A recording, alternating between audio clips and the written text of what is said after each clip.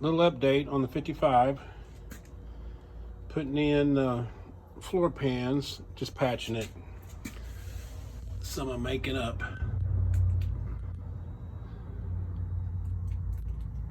There's a big hole in the tunnel, so I just cut it out. I'm going to fit the transmission. I'm going to put a T56 Magnum in there. So I have to work on the tunnel anyway. I have to do some work on the braces.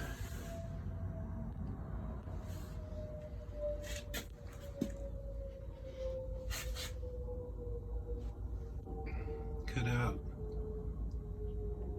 a little rust spot there.